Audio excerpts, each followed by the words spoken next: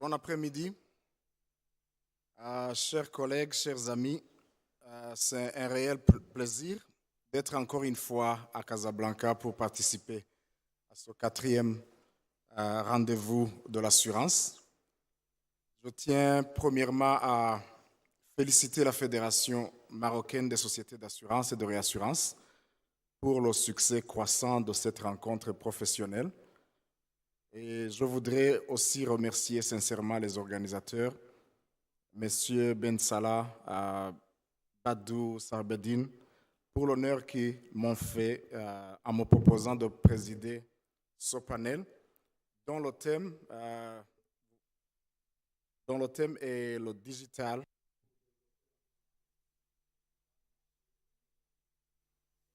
écrit bien, qui est celui de réinventer l'expérience client à l'heure du digital. Alors, euh, ce thème constitue une partie importante de nos préoccupations actuelles sur la digitalisation de notre vie professionnelle, je dirais même de notre vie tout court. La démonstration nous a été faite ce matin. Nous avons vu la concurrence entre Bachir et un robot. Et je parie bien que dans plusieurs années à venir, Bachir pourra s'asseoir là et laisser le robot nous diriger nos cérémonies. Alors, qu'en est-il de la concurrence à laquelle nous faisons aujourd'hui face en tant qu'assureurs et réassureurs? Dans ma société Africaré, c'est une société de réassurance vie et non-vie, nous avons remarqué que les charges opérationnelles liées aux nouvelles technologies et à la communication ont augmenté de plus de 12% chaque année pendant les 3 dernières années, alors que les charges liées au personnel sont en presque stagnation en dollars. Ceci veut dire beaucoup de choses. C'est dire la grande place qu'occupe la digitalisation et l'informatique dans nos sociétés. Et cette transformation rapide est souvent difficile à maîtriser, comporte des charges financières, des risques, des ratés, mais surtout des opportunités de croissance, des possibilités de mieux faire, des occasions historiques de mieux protéger, ce qui est le cœur de notre métier. Permettez-moi de vous présenter les éminents intervenants de ce panel. Je commence par ma gauche, à l'extrême gauche, M. Xavier Larnaudi Eiffel.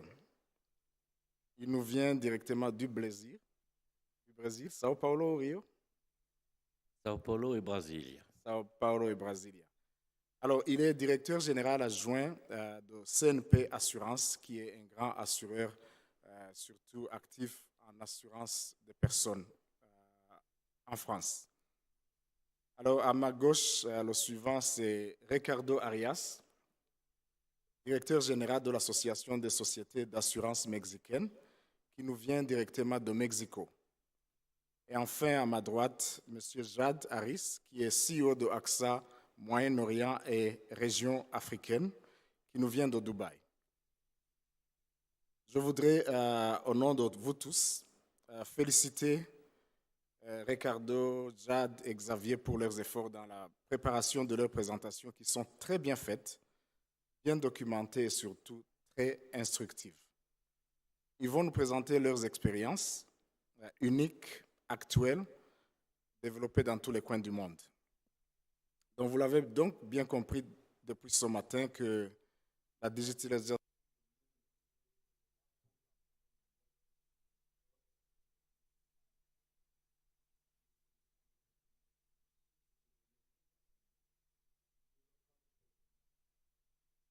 etc.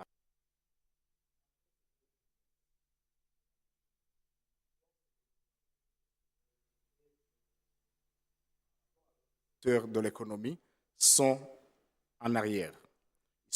Ils sont les moins bien préparés d'après tous les sondages que nous avons lus ces dernières années. Alors, un appel nous est donc lancé comme le disait quelqu'un, à oublier sélectivement notre passé, à optimiser notre présent et à transformer le futur de nos sociétés. Arrêtons de penser aux limitations, mais plutôt pensons aux possibilités et opportunités du digital dans nos métiers. C'est ce que vont démontrer les trois intervenants qui ont de très très belles expériences à partager avec nous. Alors, sans tarder, je passe la parole à Xavier. Vous avez la parole. Merci beaucoup, Monsieur le Président, cher Corneille. C'est un challenge quand on a la chance d'être directeur général adjoint d'un groupe d'assurance qui a plus de 160 ans, qui est à majorité du capital public, qui n'est coté en bourse que depuis 1998 et qui ne s'est développé en dehors de l'hexagone français que depuis une quinzaine d'années, que de répondre à l'invitation lancée à l'instant par Corneille, qui est d'essayer de dire pourquoi une révolution comme celle du digital devrait être une bonne nouvelle et inciter un groupe un peu traditionnel, on va le dire comme ça, à de l'optimisme. Il a pourtant raison, et c'est ce que je vais essayer de vous montrer, pas forcément de vous démontrer. Je vais le faire brièvement, aussi brièvement que possible, car malheureusement les horaires des compagnies aériennes vont m'obliger à vous quitter, sans doute avant même qu'on ait fini les questions, j'en suis vraiment désolé, mais on voulait quand même vous partager ce qui a été pour nous une expérience qui est en train de devenir une expérience assez originale, encore une fois, compte tenu de notre culture. Alors, nous sommes français, nous sommes européens aussi chez CNP, et nous avons le privilège depuis maintenant 15-16 ans d'être partenaires en entreprise conjointe de la troisième banque publique brésilienne, qui est la Caixa Econômica Federal, ce qui nous donnait déjà sur les marchés latino-américains une certaine présence. C'est ce qui nous a permis de nous lancer dans l'aventure dont vous voyez qu'elle porte un nom original, qui est une marque que nous avons choisie après l'avoir étudiée avec beaucoup de clients, qui est l'aventure de Use, ou Yuzi en brésilien, qui est notre compagnie 100% digitale d'assurance. Alors, l'idée a été la suivante. Comme tout le monde, on est en train d'essayer d'adapter tous nos process, tous nos produits, tous nos métiers, etc. Mais on a essayé de raisonner depuis un autre lieu, en se disant, après tout, les compagnies d'assurance, elles doivent être aussi agiles que l'ont été les géants de l'Internet quand ils ont commencé à développer leurs propres activités à partir d'un mode nouveau de relation avec leurs clients que leur offrait cette technologie également nouvelle. Et donc, il ne suffit pas de dire on va digitaliser la compagnie d'assurance, parce que là, sur ce nouveau terrain, on va avoir affaire à une concurrence mieux armée que la nôtre. Au contraire, on va se dire il faut être un Google de l'assurance et donc partir d'un concept totalement digital. Alors, si on a pu développer cette expérience au Brésil, c'est parce que les conditions locales du marché s'y prêtaient assez bien. La maturité digitale du Brésil, qui est un pays de plus de 200 millions d'habitants, est tout à fait comparable à celle d'un État européen aujourd'hui. Vous voyez que 54% des Brésiliens sont équipés d'Internet, même si la couverture n'est pas encore parfaite. Près de la moitié sont inscrits dans des réseaux sociaux et près de 40% pratiquent déjà le commerce électronique. C'était donc des conditions d'équipement de la population assez favorables. Si on rajoute à cela le fait que le marché brésilien de l'assurance est en plein développement depuis maintenant 15 ans, mais n'a pas encore un degré de pénétration par rapport au PIB comparable à celui soit de l'Amérique du Nord, soit de l'Europe, on s'aperçoit qu'il y a un potentiel important de croissance, d'autant plus que au Brésil, le marché est structuré par le courtage. Il faut obligatoirement passer par un courtier pour pouvoir passer des contrats quels qu'ils soient. Alors, on pouvait faire deux choses. Soit on pouvait dire on est le 5e assureur brésilien, ce qui est le cas aujourd'hui avec notre filiale Caixa Seguradora. Notre production est en croissance. Enfin, sur les 10 dernières années, on a multiplié à peu près tous nos indicateurs par 10. Et notre part de marché commence à être significative. Pourquoi on n'utilise pas cette force de frappe et cette clientèle existante? Ben non, on s'est dit, si nous restons dans le modèle classique, alors nous n'arriverons pas à nous défaire de nos anticorps de ce que notre expérience, de ce que sont nos certitudes qui vont nous empêcher de repenser le modèle. Et donc c'est pour ça que nous avons voulu arrêter d'être un marché traditionnel, digitalisation progressive, et au contraire, un entrant tout à fait nouveau pour transformer le marché. Nous étions plutôt axés sur nos produits, nous sommes centrés sur nos clients. Nous avions quand même dans nous-mêmes l'idée que les assurances se ressemblent et que même d'un acteur à l'autre, on peut trouver les mêmes produits.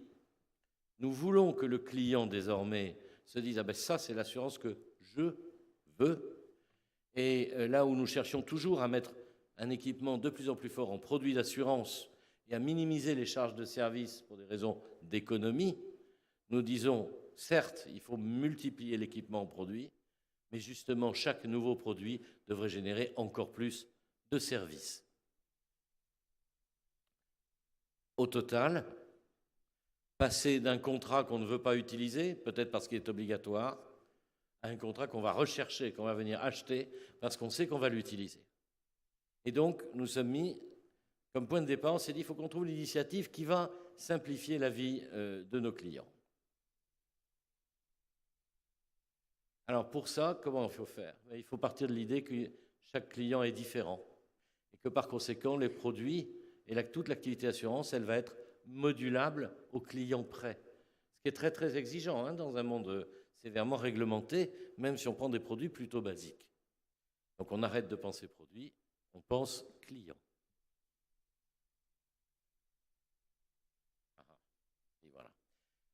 Pour arriver à penser client et être centré, eh bien, il faut adapter une organisation qui n'a plus rien à voir avec la structure ancienne. Et donc, mais ça a été dur, parce que c'était des renoncements de la part de beaucoup d'équipes.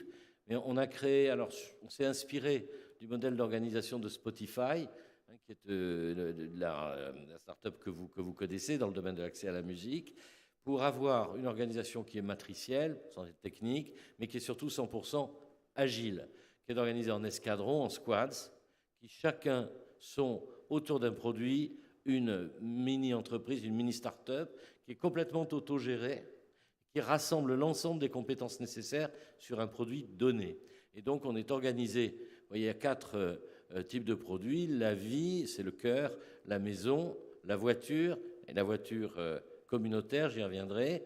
Chacune de ces lignes de produits est dirigée par un squad qui est responsable du début à la fin, de la conception à la tarification, au reporting financier, au service client et à la technologie mise en œuvre de tout ce qui se passe, sachant que chaque squad rassemble chacun des savoir-faire de l'entreprise, ce qu'on appelle des chapitres.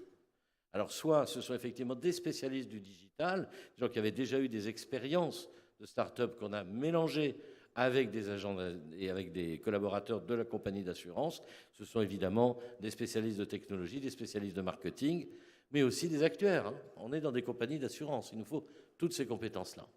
À l'arrivée, nous avons un produit déjà d'épargne, simple. Je ne reviens pas dessus, c'est un produit de capitalisation. Je dirais simplement qu'il est souscriptible totalement par mobile.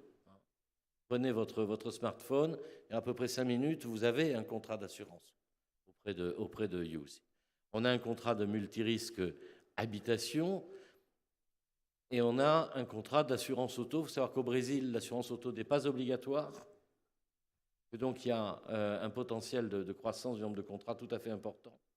Et que les garanties, en revanche, sont des garanties relativement frustes, c'est-à-dire moins sophistiquées que dans un certain nombre d'autres marchés, ce qui permet là aussi de les adapter sans doute plus facilement à de la gestion et à de la vente par quelque chose d'entièrement digital. Alors, vous le voyez dans la petite animation, que vous prenez votre smartphone, vous allez voir défiler les diverses questions qui vont vous être posées et les divers menus qui vont vous être proposés pour souscrire. Alors notre dernier né est un produit qui s'appelle Use Friends, qui est un produit d'assurance auto collaboratif, c'est-à-dire que n'importe lequel de nos clients ou prospects peut fonder un groupe d'amis, de collègues, etc., qui va lui permettre de souscrire un contrat collectif dont nous allons, sur une période d'1 an, suivre la sinistralité. Et si le comportement collectif de ces conducteurs est meilleur à celui du panel de référence sur lequel nous avions basé la tarification au départ, nous allons ristourner jusqu'à 50% de la prime payée par le groupe. Alors, c'est intéressant, pourquoi? Parce que c'est complètement disruptif au Brésil, ce modèle, mais surtout, je voudrais insister là-dessus, par rapport à d'autres expériences, notamment de voitures équipées de matériel sophistiqué qui permettent d'appréhender la conduite individuelle du client, nous on joue sur le collectif. C'est-à-dire que le groupe doit apprendre ensemble à mieux conduire et doit avoir cette vision d'intérêt collectif, d'intérêt un peu général. Et c'est ça qui va justifier l'avantage économique qu'il aura à la fin. Voilà, en quelques minutes, ce que je voulais vous expliquer. Et puis juste une petite démo pour conclure sur le processus de souscription lui-même.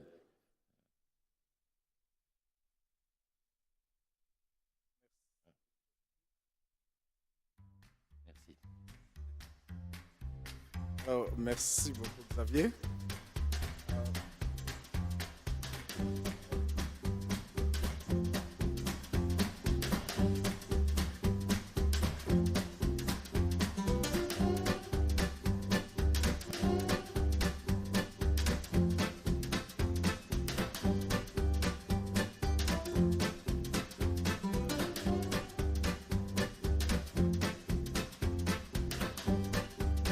Là, vous voyez, la tarification se fait en temps réel. Vous voyez passer devant vous le menu de chacune des garanties. Et donc, dans le même temps que se déroule cette petite vidéo, vous allez avoir les caractéristiques de votre contrat, son prix, et 5 minutes après, vous recevrez la clé de réception de la souscription du tarif. Merci beaucoup. Alors, merci. Je vous demande de l'applaudir. Voilà donc l'ubérisation de l'assurance, ça marche. Et use une compagnie d'assurance 100% digitale. J'ai discuté avec Xavier hier. Il y a une chose qu'il ne nous a pas dit, c'est qu'il a déjà fait face à plusieurs procès intentés par les intermédiaires et les assureurs et qu'il les a tous gagnés. On espère que ça va continuer, mais c'est vrai qu'on n'a pas échappé à ce qui est arrivé à d'autres acteurs du net. Quand on introduit une disruption, on peut gêner des positions acquises, il faut le savoir. Ça fait partie du jeu de la concurrence. Merci, Corneille. Merci beaucoup. Alors, l'intervenant suivant est Ricardo Arias. Comme je vous l'ai présenté, il est directeur général de l'Association des sociétés d'assurance au Mexique. Il a eu aussi une belle présentation dont je vous demande de suivre avec attention. Merci. Sí. Je voudrais féliciter Mohamed Hassan Ben Salah et Bachir Badou pour la excellente organisation de cet rendez-vous, quatrième rendez-vous. Merci pour votre invitation pour attendre cet rendez-vous. Okay, we will start with my presentation. It is a little bit long, and I know that we don't have enough time to do it, but then I will be a little bit rapid with this. We will talk with regard of innovation concepts, macro trends, challenges for the insurance business, innovation in insurance. We will do a hackathon. I will explain what is this in May and our conclusions. As we can see now in the future, it is very difficult to conceive our life without technology. The information and communication technologies are the backbone on which all the operations of a public and private organization are held nowadays. There is a 10 most innovative companies table that has been changing every year. And I showed you the last ones. And if you want to see, it's 5 years ago when I addressed a conference with regard of innovation, only there were 2 of these companies in this list. Then we can see how challenging is being the innovation process in the economic community and in the entrepreneurial community. We